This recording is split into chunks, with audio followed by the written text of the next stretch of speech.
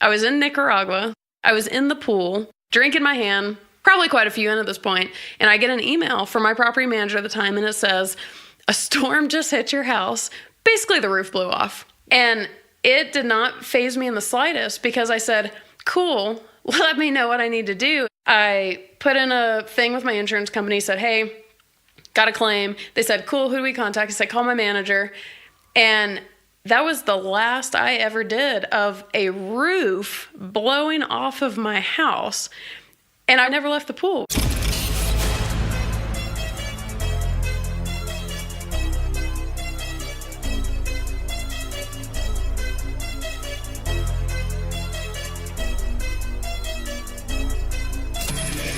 This is the Maverick Show, where you'll meet today's most interesting real estate investors, entrepreneurs, and world travelers, and learn the strategies and tactics they use to succeed. And now, here's your host, Matt Bowles.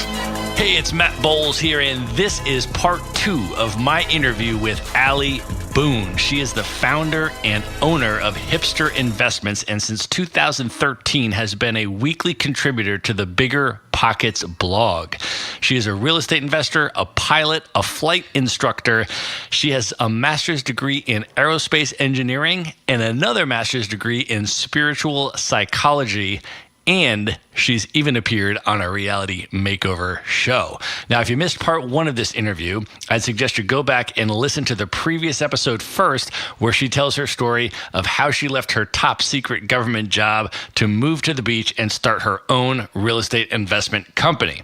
Now, if you have listened to the first episode, we are still in the Swiss Alps and still drinking our bottle of Chianti Classico. And on this episode, I'm going to ask her about her travel life, her real estate investing experiences, her top tips for people buying rental properties and hiring property managers. And of course, I'm going to ask her about her reality TV debut. Ali, welcome back to the show. And I want to kick off part 2 here with some travel questions for you. Oh, the fun stuff. Let's get into some fun stuff. What would be the top maybe 2 or 3 places that you have traveled to? And I know you've been Europe, you've been Asia, you've been South America, you've been all over. What would you say would be your top 2 or 3 places that you've traveled that you would most recommend to people, and that you would most yourself like to go back and spend more time there, live there for maybe a month plus if you had the opportunity? So I've been places in Asia, in Europe, and in Central America. Hands down, no contest. I am beyond obsessed with Central America. I have not been to South yet. It's my goal, but anything like Latin type, something about it. I don't know if I had like a past life living there. I don't know. Something gets me. And Europe and Asia and all those, I like them. I'll go there if I'm invited, but I don't ever see myself purposely making a legit effort to go there, just because like Europe, for example, and it's obviously independent where you go, it reminds me of the U.S., price-wise, food-wise, whatever. But Central America, on the other hand, I can get a whole meal for like $2 and just that excitement and then like the style. But the other place other than Central America, not out of the U.S., but is Alaska. Okay. And so it kind of fits into I like casual, outdoorsy, I like nature type. I like stuff that looks good on Instagram. Yeah.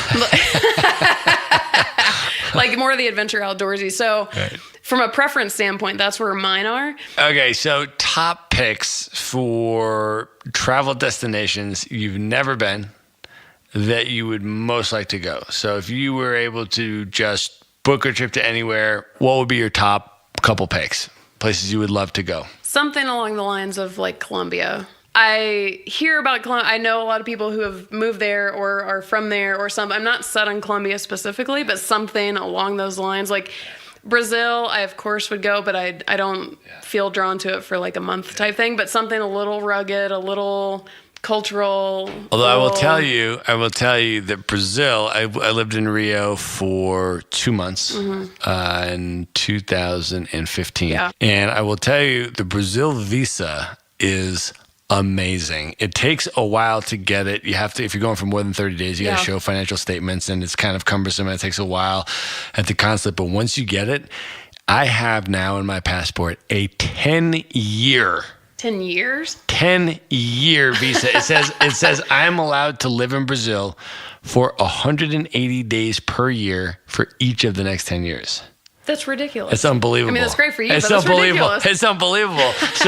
So once you get that visa, there's a lot of incentive to hang out in Brazil. And Rio was unbelievable. It was amazing. I was there before the Olympics, but it was just truly one of the most, I think, naturally beautiful, just jaw-droppingly gorgeous, the city right on the beach and the coast. And it was just truly stunning. So Brazil is amazing. And then last year I was in Cartagena, Colombia for a week on the Caribbean. On the Caribbean coast, which was amazing. One of the most incredible colonial cities in all of South America, for sure. I have to be careful with Brazil, though, because I'm so dead set on learning Spanish. I think Portuguese would confuse me. Well, Spanish, I think, is an amazing language. I don't speak it nearly as well as I would like to, but it is the second most spoken first language in the world after Mandarin in China. That's ridiculous. And so more people speak Spanish as a first language than English. I mean, if you think about the number of countries that speak Spanish, I mean, so if you can get your Spanish game up, it's definitely an incredible, passport to the world and really cool. So, but I agree. I mean, I love the Spanish-speaking countries in Central and South America. I'm so excited to go back. I would never limit myself, but I feel like those are all I actually care about. Yeah, I love my experiences and everything else. China was, that was so eye-opening and just culturally amazing for my own growth. But at the end of the day, I love not only the Spanish, I love the dancing, I love the language, I love the culture, and even the little colorful buildings all over the place. Like I remember the very first time I went to Nicaragua, where you and I have been, and I was looking out the window of the bus like, I was going to move to Nicaragua for a while, and then I got busy in life and whatever, but something came over me. I was like, I remember you went there. I was obsessed. And on your first visit there, I think it was your first or your second, you were like, I am going to actually look into how to move here. And you were literally going out and looking at rental properties. I did. I even found one. Yeah. I almost put a lease on one.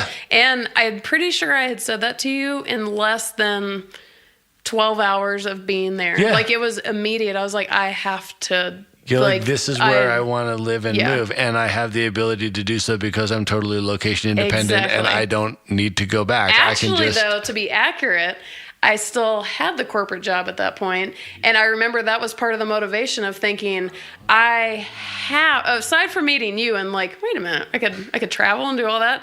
I thought, oh my God, I have to move to Nicaragua. How am I going to make that happen? Right. And that was part of this whole equation of like, and so it was, even though I never moved to Nicaragua, I could have. Yeah. I could have. That's and you still point. could. And you still could. I still could. Yeah. Totally. All right. So I want to also touch on the topic of real estate. You are. The thing we do. that whole thing, which we haven't really talked about yet. I forget about talking about that one. You are for people that don't know you and they don't know who you are first of all, you've been a regular contributor on the Bigger Pockets blog, which I believe is the largest real estate investment blog in the United States, certainly. I think they have to be. And you have been a weekly contributor since 2013. And do you know what that translates to? That means I am so out of ideas of what to write about. But you are legitimately, after that many years of weekly blogging at that caliber, you are, I think, one of the foremost, sort of formidable real estate investment public intellectuals or, public writers on the subject matter. You have a lot of followers, a lot of people that read your work, and a lot of people that have been following you for years, and a lot of people that look up to you for real estate investing advice and things of that nature. And obviously you started off, before you started writing, you were investing in real estate yourself. You were building a portfolio of cash flow properties for yourself. You were buying investment property out of state. Yeah. You were living on the beach in California because who wouldn't want to live on the beach in California? Hello. But you weren't buying real estate on the beach in California. You were buying real estate in other markets and other states where it made more sense.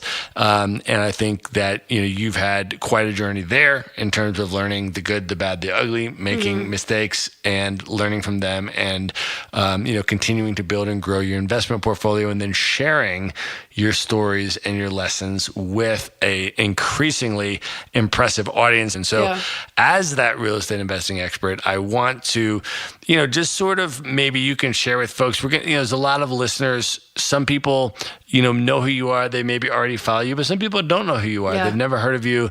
Maybe they don't own any real estate. They don't know much about investing in real estate at all. So can you talk a little bit about why invest in real estate in general, why and how you have bought your properties out of state? You've literally bought properties out of state and sight unseen. You closed on the property. You'd never seen it. You didn't walk through it. You never looked at it. For people that are listening that are not familiar with that concept and they're like, wow, that sounds totally out there. Can you just talk a little bit about your investing philosophy, both for yourself and how you educate your clients and your audience? Yeah, totally. And I'll open it up with a little bit of a miniature backstory. When I was back in these days of like figuring out business or real estate, or like, how the hell am I going to get a corporate type thing? Growing up, I feel like this is the case for a lot of people. I just heard directly or indirectly or something that if you own real estate, you're great. Like, it's financially smart. It's whatever. So in my exploration time, I knew a woman who had been in development and all these things. She was in real estate, and she had an agent friend in Orange County, California. And my friend suggested to me, she said, well, I know you're kind of exploring this real estate thing. Let's meet up with the agent. Let's go look at properties. And I thought, oh my God, I'm in. Like, I'm going to do this real estate thing. Like, oh, holy shit, I'm in. And we went around with the agent. And we saw, 5 or 6 properties. They were all priced. They were single family homes, single story. The cheapest one we saw, I think, was about $270,000. One of them had a rigor mortis rat in it. And I don't tell a lot of people that. I don't do bugs or dead or gross. Like, it's bad. So it was. These houses were not in good condition. They're foreclosures. They're disgusting. There's rigor mortis rats, and the cheapest one was $270, and the rent projected for it was going to be $1,200. And I had no idea what it meant to run numbers on a rental property, or I didn't know what I was supposed to be looking at. I knew nothing other than I should own a rental property. But something about when I was sitting, I was like, okay, I don't really know what math I'm supposed to be doing or what math I can do or whatever, but I feel like something's missing in this equation. Because if I'm paying the mortgage on a $270,000 house, which for the record needs a lot of work. So I don't even know what it would be after, like, someone has to get that rat out because I'm not. And then we need to like bleach the floors and then basically rehab the entire house. Something about the math was not resonating. I was like, I can't put my finger on it. I don't know what's wrong with this picture, but something doesn't feel right. So after I accidentally got into real estate and I started learning these things, what I realized is, well, how to do the numbers. And so you were talking about the motivation for buying out of my local area.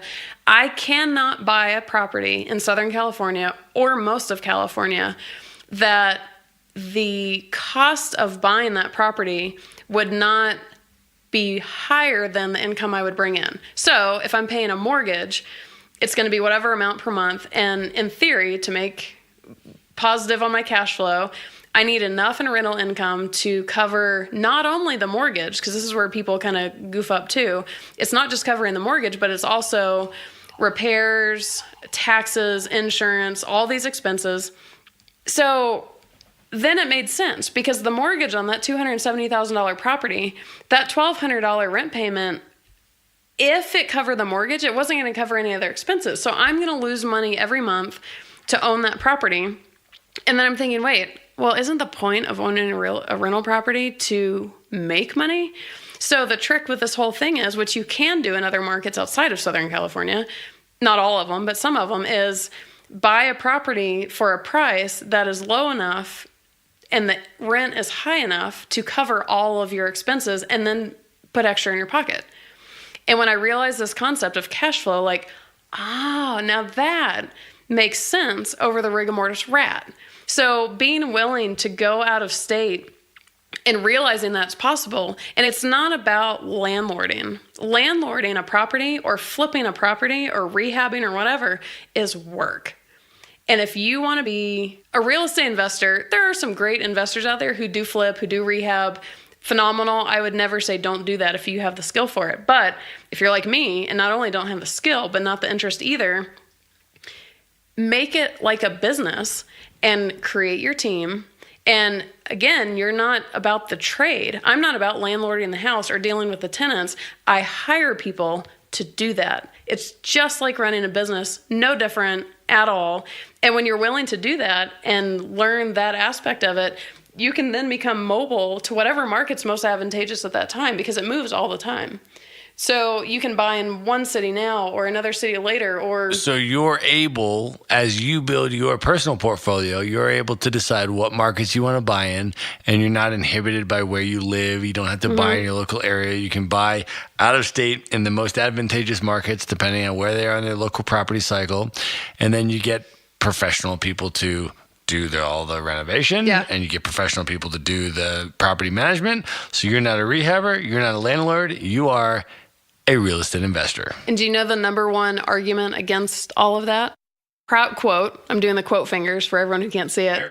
Property managers suck. Because if you're going to own a rental property outside of where you are, technically you can landlord it yourself or whatever, but why?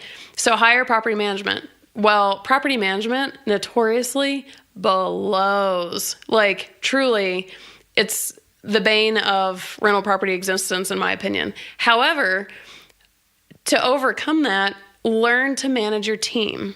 You don't have to keep a bad property manager. You can keep shopping for another one. It's trial and error. Just like the employees of running a business, right. It's not a hard point. Like, you have flexibility. You're the boss.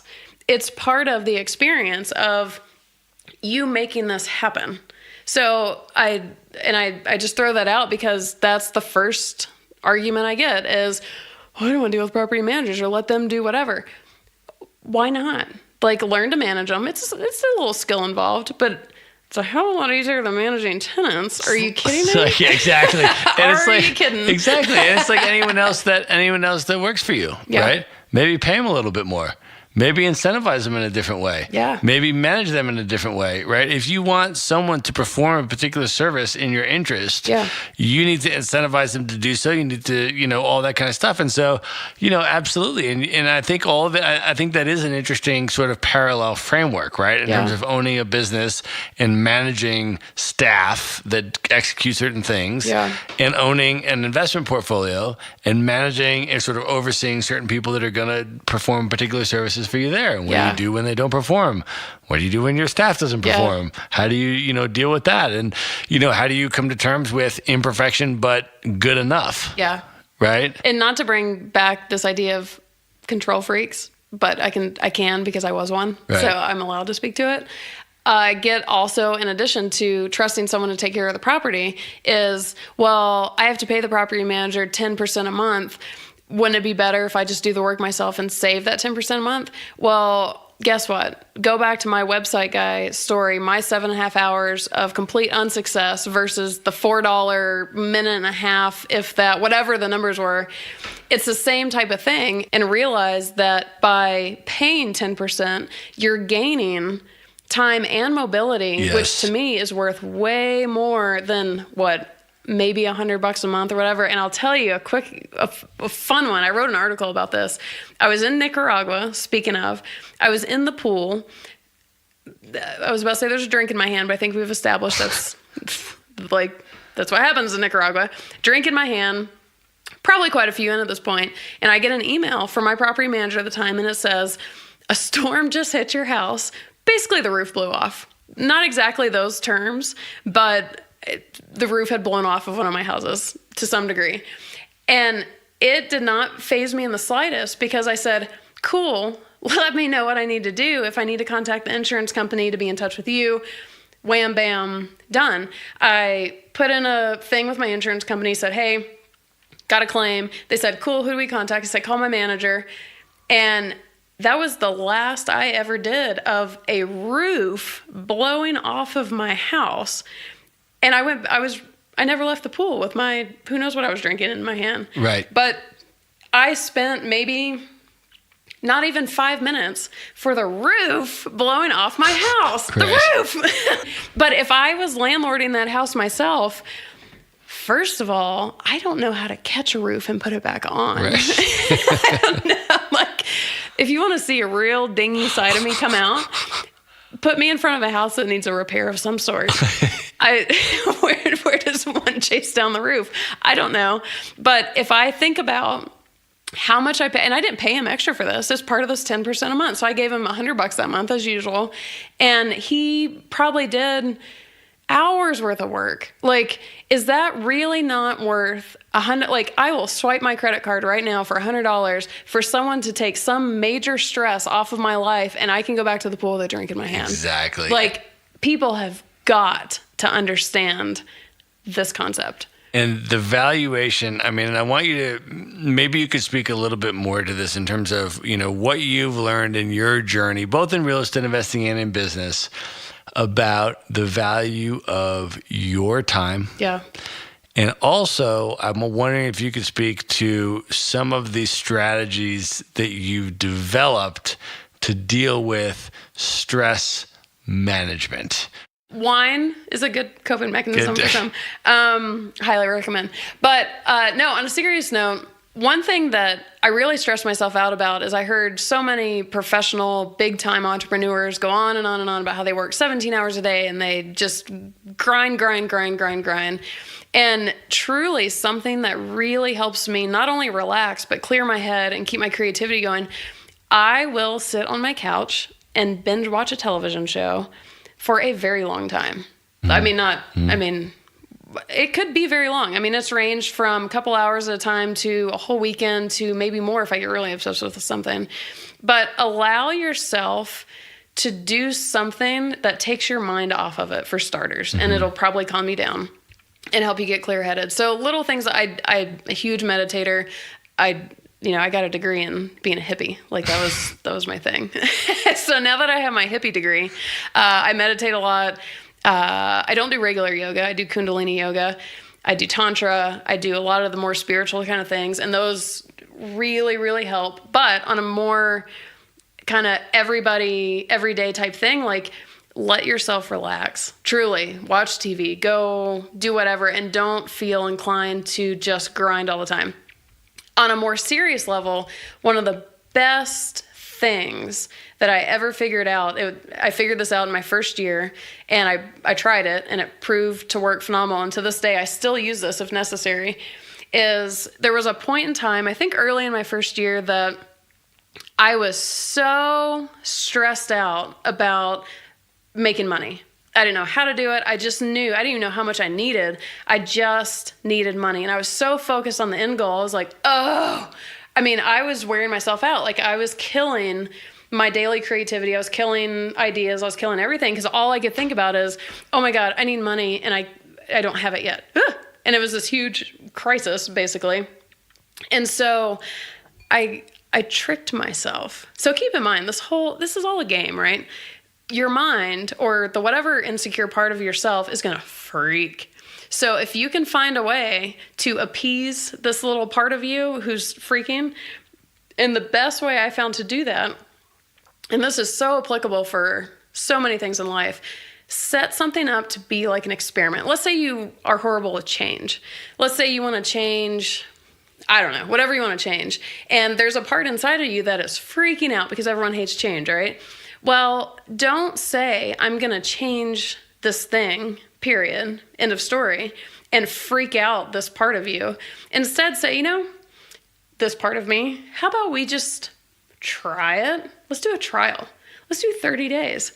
At the end of 30 days, you know what? Have a conversation. Like, you're going to look schizophrenic, but have a conversation with the side of you and say, dude, let's just try it for 30 days.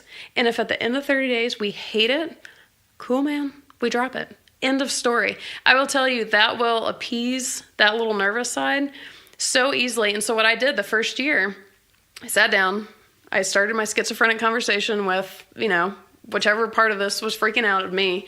And I said, okay, I get you're freaking out. I get why. It's totally legit. We're hungry. We also have to pay rent. I get it. However, let's do this. Instead of stressing over it every day because I'm wearing thin, I'm going to give myself a deadline.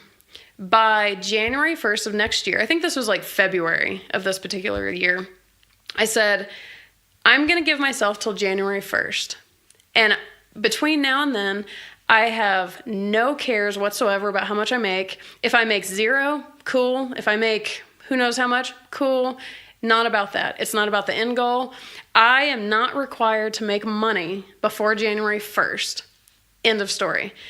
And by going into that mindset, I opened up that space from February to January to do whatever the frig I wanted. I could be as creative as I wanted because there was no risk involved because I did not have a requirement to make money. And then I said, so no requirement to make money. Let's just do whatever we come up with between now and then. And on January 1st, we're going to sit down. We're going to look at the bank account. We're going to look at the credit cards. We're going to look at everything going on and assess how it's going. And if at that point we have reason to be in panic mode, I will consider getting a regular job again.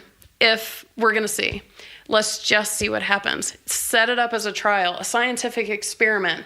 There's no pressure, there's no commitment, there's no whatever, but it frees you for that time period that you allot to try everything you can, because if you don't allow yourself that freedom, you will limit yourself, period. So sure enough, I get to January 1st and, I hadn't made a fortune by any stretch of the imagination, but things seemed to I was like, okay, I'm not to my final goals not even close, but I was starting to eat a little more consistently. Like I was looking at the patterns. I was like, all the patterns suggest that I'm actually, this could work. So what I did was I extended the deadline to March 31st. I was like, you know what? Let's just see where this goes. And if at March 31st, it's gone nowhere, we're calling it and we're done. So I get to March 31st. Oh, I've made a little more money. And I did that for 2 or 3 years. And even when I stopped doing this trial trick, I call it the trick, because you're really tricking the insecure side of yourself or the panicky side of yourself. But even after that, like when I was more consistent, I didn't have to do it on such a big level. Little things like, let's just try it. And when you reframe something in that context, because nothing is permanent, you don't have to keep doing anything. And same with real estate. I tell people all the time, you know what? I get you're so nervous to get this property. I get it. Like, it's intimidating. Let's be honest, to buy a property and then assume you're going to get income and yada, yada, yada. If you have the money, just try one and just see what happens. You never have to buy again, ever. No pressure.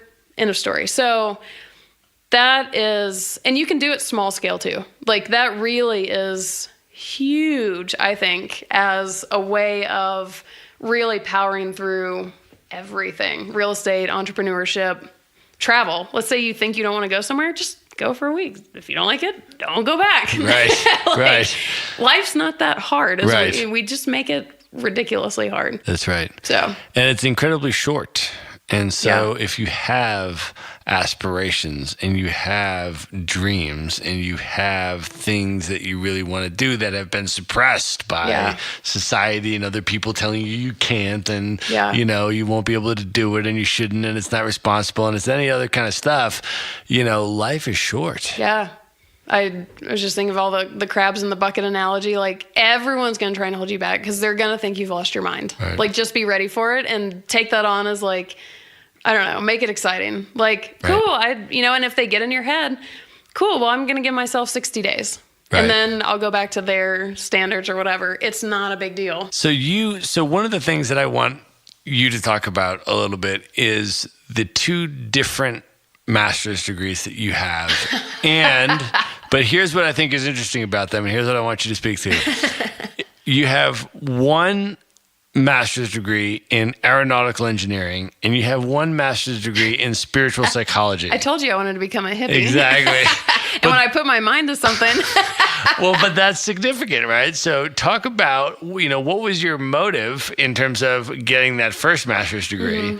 And then what was your motive in getting the second master's degree? Well, I think there's some technical things I could answer, but I don't think those matter. I think the better answer to those are the degree in aeronautical engineering. Granted, I'm a pilot. I love flying airplanes. I love aerospace. I love aviation. I hate engineering.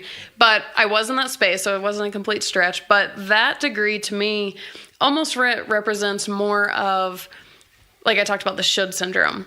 Go to school, get good grades, get a degree, get a secure job. Hello, a chick in aerospace engineering. It's not perfectly secure, but doing pretty good. And that's where that came from, is I was so mind-driven. I grew up with a very intellectual, logical family, business-oriented, and that made sense.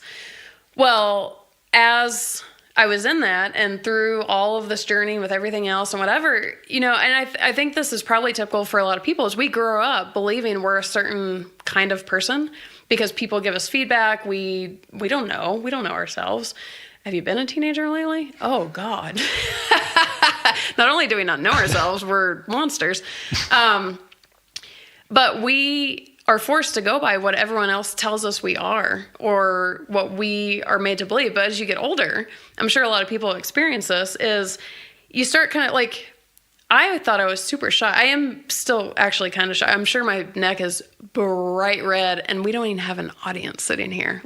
I still have a shy streak, but I believed that I was a very shy person.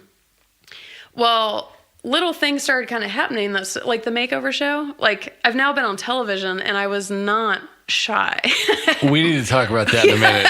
My neck was red. That's the next question. But after you answer this question, that's the next question. But when I went into the makeover show, I didn't know how I was going to be with TV cameras in front of me. I was like, oh, but I'm shy. This is going to be horrible. No, I ate it up. I'm like, wait, I ate that up. Why? But I'm shy. And so as you grow up a little bit, you start figuring out where maybe you had some misbeliefs about yourself, or I thought I was shy, and here I am running around the engineering place talking to anyone who will talk to me because I have to talk to people. It's imperative. I never would have guessed that about myself. So I started figuring these things out. And I'll never forget when I put in my notice for my engineering job, everyone said, well, where are you going? I have the dream job, right? In aeronautical engineering. And I said, real estate. And the looks on their faces were real estate. But then they would think about it for a second. They're like, oh, no, that actually makes a lot of sense. Because then they remembered how annoying I was bouncing around trying to say hi and saying, hey, what you doing? What'd you do this weekend? What's going on? Uh-huh. Okay, we get the real estate thing. But I would say that essentially I was under an impression, not to say I don't have a lot of engineering tendencies. I do. I have a very strong left brain. I'm very intellectual. I was a math minor in college. That was not false. However, there were a lot of other parts of me that I didn't know were a thing. Talking to people, building businesses. I didn't know I liked world traveling. My parents didn't even start doing that until I was older. I love outdoors. I love camping. My parents hate camping. I had to figure that out on my own. And so I drifted out of that, started this whole journey. But then when I moved to Venice Beach, I actually told several people I wanted to become a professional hippie. Because I was already a professional, so I can't suddenly become unprofessional, but I wanted to be a hippie, so I needed to be a professional hippie. And in less than a year, I found out there's a degree in it. Yeah. Although to give the school credit, it's very academically renowned, and it's not a crazy person program, but so that's kind of where that led to and just that journey of that school program taught me even more about myself, and it's a lifelong journey. I still don't know everything about myself for sure, but it turns out there's this whole other side of me. I love psychology. I am I say hippie, more of the spiritual type. Like I said, do Kundalini and Tantra and all that kind of stuff. But I mean, it's an exploration. It's ooh, it's like Christmas. Now what can I play with? So it's just representative, I think, of I have both ends of the spectrum, which is really fun. It's annoying sometimes, but it's pretty fun. Can you talk about some of the specific meditative practices that you do, or spiritual practices that you do, specifically what you do and what you find to be the most effective or influential in your life? Because I feel like there's a lot of people that are looking for those types of things, right? Meditative practices or ways to kind of ground themselves or ways to, different things. And so can you talk about, the things that you've tried and what you've found and what you're currently doing that's most effective and meaningful to you? Yeah. I'm a little, biased isn't the right word. I'm very fortunate to live in Southern California, LA specifically. There is every meditative option on the planet, like at my fingertips. And I realize if you live in who knows where, you may not have a lot of these. So it's kind of about finding what is available to you. But I started, not even to go in the whole story, I started very small. At the same time, I started researching ways to get out of corporate. I don't know what more spiritual book I had read, like a Louise Hay book or something, and it was the simplest concept of learning to replace your negative thoughts with positive thoughts. Like, it seems so simple, right? And it's like, oh, but when you actually start paying attention to your negative thoughts, oh, okay. So I started there, and then over the years, just exploring and reading books and whatever. And so, like I said, I landed on Kundalini yoga. Tantra is that's my newer thing. That is, I'm pretty sure that practice was created for me personally. I think that's why it became a thing, because it knew I was coming on the earth. So, but every meditation, all those practices are all a little bit different, but they accomplish kind of the same thing. And it's as simple as, I can walk out to the beach and if I just focus on my breath, it's not about making my mind chatter or whatever stop. It's about learning to watch it. And you essentially separate yourself from your own drama. I saw a little cartoon one time that's like, you're sitting on a hill and there's a road down there and there's cars going different directions, and all the cars have like an emotion label on it. And you're sitting on this hill, you're just watching your own emotions go by. And that's what meditation's about. It's because people get frustrated, like, oh, I can't make my mind shut. Trust me, I know. Like, oh, I know. But it's starting small and not requiring yourself to be some kind of like Buddhist expert all of a sudden. And also even taking the religious aspect out of it. People think, oh, well, that's a religious. It's not. It doesn't have to be. It's part of a lot of religions, but it doesn't matter what religion you come from, if you have a religion, if you don't. Meditation it's really becoming a scientifically proven thing. And for any doubters out there, I don't even know if you've heard of this book. If anyone listening has ever doubted meditation, the best book ever is called 10% Happier by Dan Harris. He's a news anchor guy. It is so funny, for starters, but basically the short of it is he got put on a site. He was the biggest doubter of all this hippity-dippity woo-woo crap, that he was a huge doubter, and he ironically got put on an assignment to go interview some of the biggest, guys in this industry type thing, spiritual beings. And so the whole book is him commentating this whole journey.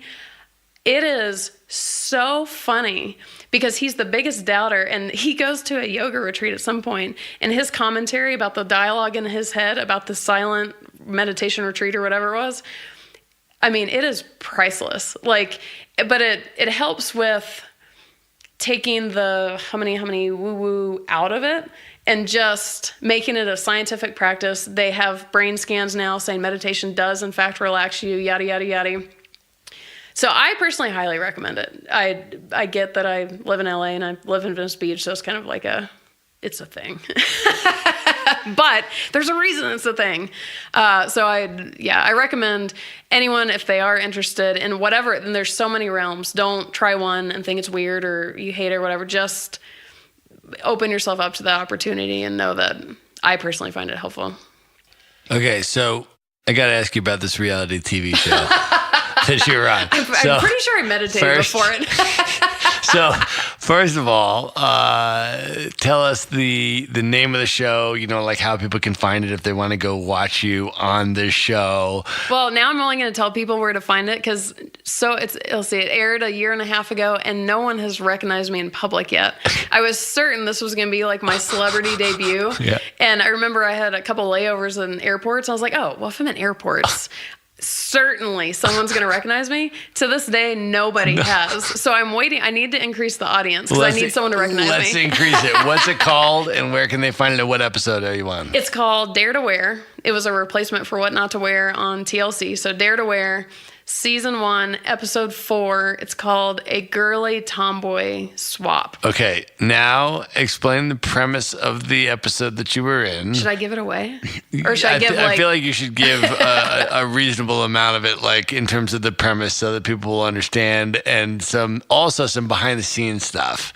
So tell us a little bit about your experience on an actual reality TV show and a mainstream television show, and what was that like, and so forth. So TV was fun. I really liked it. I was so impressed with the TV process. Like I was bugging my producer because I had a producer running around with me all the time. I was asking her so many questions. She probably never wants to talk to me ever again. So the premise was basically they presented me as a tomboy and they forced me out of those clothes and into the most hideous, girly clothes. And I had to, I guess this is giving it all away anyways, but I had to stay in those for 24 hours, including stiletto. It was like 5-inch stiletto heels. Well, at the time it was filmed, I had never really walked in heels. So it was not graceful. I could relay the commentary. I've heard about it, but it was not pretty. Like I was suddenly in this hideous dress. It gets way more dramatic than that. Like just go with it and watch it. My walking was a situation. And so their goal was to make me, quote, girly. And then there was a swap component to the show also. Yeah, so turns out there was someone else getting made over. And she was really girly, and her clothes were very girly but hideous. And so they made us trade clothes. So I was wearing her hideous dress and stilettos, and she had to wear my get-up. And we had to wear it for 24 hours and go out in public. Ironically, I had flight students within that 24 hours. So I had to go to the flight school in this ridiculous getup and stiletto heels. I couldn't even get out of my Jeep. And then I'm trying to walk to my students at the plane, and I can't get there because my legs won't work in stilettos. And then when they get us back after 24 hours, like, how'd it make you feel and whatever. And I will say, the other girl on the show, she was pretty funny too. Like her commentary about being in my clothes, I thought she had it easier. She had to have been comfortable. Like, you could take a nap in my clothes. I'm trying to walk. Like, seriously. I was in so much pain on so many levels, physical and emotional, I'm pretty sure. But then they get us back and they try us in different outfits of their choosing, and they were fairly hideous. Worked great for the other girl, but I got called out as being fairly stubborn, but I was holding to it. Like, okay, so if people want to see the episode, is it streamable? Can they find it? Like, how do they find it? How do they see this? Now, get ready. It's going to be an investment. For $1.99, you can get it on Amazon Prime. Okay, so repeat the name of the show and the season of the episode. Dare to Wear, Season 1, Episode 4. The title of the episode is called A Girly Tomboy Swap. Okay. Amazon Prime. And that's the $2.99 for HD if you want to get totally wild. $2.99 for HD. I'll tell you, when I knew it was going to air, I was so nervous about what I was going to look like on TV because I don't know, I've been alive for 35 years. What if I thought I appeared in some way that's completely different than how that could be traumatizing. So I pretty much downed a bottle of wine before I watched the episode because I thought it was the only way I was going to be able to tolerate it. So then once I watched it and I thought I could deal with it, then I watched it without the wine months later. But yeah, no major trauma from... All right, Ali, at this point of the podcast, are you ready for the lightning round? The lightning round. All right. Number one book that you would recommend that has most impacted you personally on your journey? Can I give 3 books for 3 different categories? Let's see, my number 1 book for 3 different categories. Yeah, absolutely. For the idea of lifestyle design, passive income, a little bit of rental property stuff, real estate stuff, hands down, what changed my life was Rich Dad, Poor Dad. I feel like that's a common story, but I would not be where I am today with you as a mentor, but also with all of the Rich Dad books, from the passive income explanation, because I feel like he really explained it all and made it make sense. By Robert Kiyosaki. Robert Kiyosaki, yeah. Absolutely. For business and entrepreneurship, hands down, no contest, non-negotiable.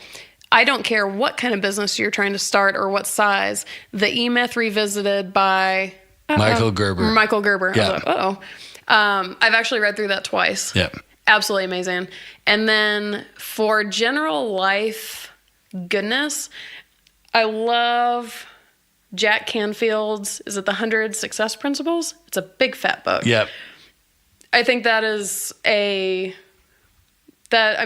around like a Bible as far as succeeding, being happy, getting what you want. It's such practical language all day long. It's a general, amazing go-to book. What advice would you give your 20-year-old self? If you could go back 15 years, knowing what you know now, the lessons that you've learned, the life experiences that you've had, go back and give your 20-year-old self a piece of advice, what would it be? The world will not explode if you don't pay a bill. That is an excellent piece of advice. What gets you out of bed in the morning? I usually get out of bed because I get bored laying there. Or I have to pee. Should I have had a more sophisticated answer for that? Nope, that is a completely acceptable answer. Okay, what is your favorite thing that you've bought over the last year that's most impacted your life? Not anything very expensive, but something that you've had that's impacted your life. You want to know something really nerdy? Yeah. So I graduated with the psychology master's in August. Yeah. And I was certain I was done with college. I didn't last 2 months before I found online college courses. And I paid $49 for a class from Rutgers. And I really like it. Okay, so tell us a little bit about where people should go to find you and how they can follow you and follow your travels and your lifestyle design, as well as your business and your real estate adventures and all that kind of stuff. Where do they find you? So for the business side of stuff, if you want to connect with Hipster, which is my company, go to www.hipsterinvestments.com, spelt just like it sounds. And this is not one of those situations where if you reach out on the contact form, you hear back from a robot or you don't hear back from anyone. You will hear back. And that's an easy way to get a hold of me. If you want a more direct route, my email is Ali, A-L-I, @hipsterinvestments.com. And then our company social medias are Hipster Invest. So Instagram's @Hipster Invest, Twitter's @Hipster Invest, Facebook I think is /Hipster Investments. And then personally, I've never in my entire life had a Facebook page, ever. Like, it's almost unbelievable. But I do have an Instagram, and I do put my adventures on Instagram. And that Instagram is @Ali, A-L-I, Boone, B-O-O-N-E, .com spelled out, D-O-T-C-O-M. So ALIBOONE.DOTCOM. AliBoone.com spelled out. Ali, thank you so much for being on the podcast. Thank you for my wine refills. Absolutely. We've just finished a bottle of Chianti Classico during this conversation. Close to the Italy border. Indeed. In the Swiss Alps. Indeed. My first microphone experience. Your first microphone experience. And tomorrow we will both, for the first time, be skiing or snowboarding Matterhorn. Which is why the wine will be stopping very soon. And so if you go to Instagram and you follow Ali on Instagram, most likely you'll be able to see some pics from snowboarding. Oh, not even most likely. In the Swiss Alps. Most certainly. Most certainly some pics from snowboarding in the Swiss Alps. One does not get on Instagram to not put pics of the Swiss Alps when they're there.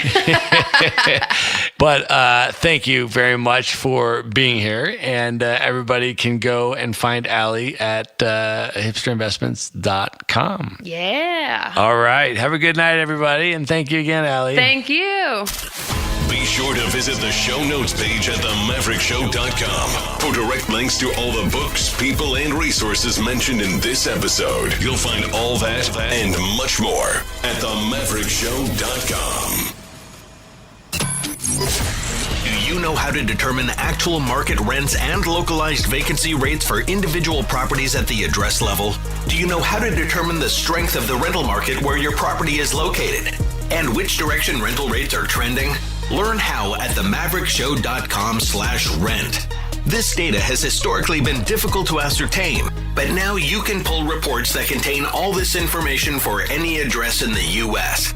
And you can pull your first report for free at themaverickshow.com/rent. Are you at risk for being underinsured on your rental properties, or are you paying too much for your coverage?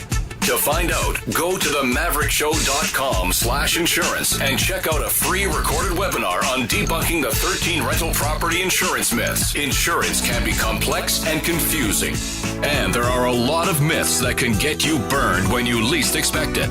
To learn more, check out this free recorded webinar at themaverickshow.com/insurance.